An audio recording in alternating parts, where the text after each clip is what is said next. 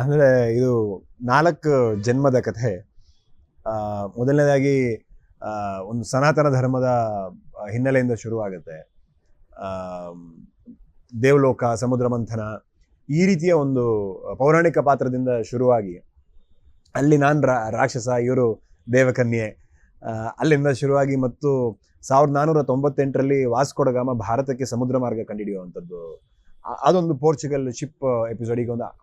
ಈಗ ಶಿಪ್ದು ಹಾಡು ಬಿಡುಗಡೆ ಆಗಿದೆ, ಅದ್ರಲ್ಲಿ ನೋಡಿರ್ತೀರಾ ನೀವು ಯಾವ ರೀತಿ ವಿಜುವಲ್ಸ್ ಇರ್ಬೋದು ಅಂತ.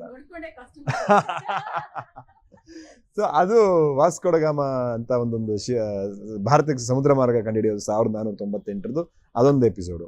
ಅದಾದಮೇಲೆ ಸ್ವತಂತ್ರ ಪೂರ್ವದ ಒಂದು ಸ್ವತಂತ್ರ ಸಂಗ್ರಾಮದ ಸಂದರ್ಭದಲ್ಲಿ ಕರಾವಳಿ ಕರ್ನಾಟಕದಲ್ಲಿ ಒಬ್ಬ ಕಂಬಳ ವೀರನ ಕಥೆ, ಕಂಬಳ ಓಡಿಸೋನು. ಅವನ ಒಂದು ಅಲ್ಲೊಂದು ಡೀಪ್ ರೂಟೆಡ್ ಲವ್ ಸ್ಟೋರಿ ಇದೆ, ಒಂದು ನಿಷ್ಕಲ್ಮಶವಾದಂಥ ಒಂದು ಪ್ರೀತಿ ಇದೆ. ಇದು ಎಲ್ಲದೂ ಕೂಡ ಇವತ್ತಿನ ಪ್ರೆಸೆಂಟ್ ಡೇಗೆ ಕನೆಕ್ಟೆಡ್ ಅಂತ ಹೇಳುವಂಥದ್ದು.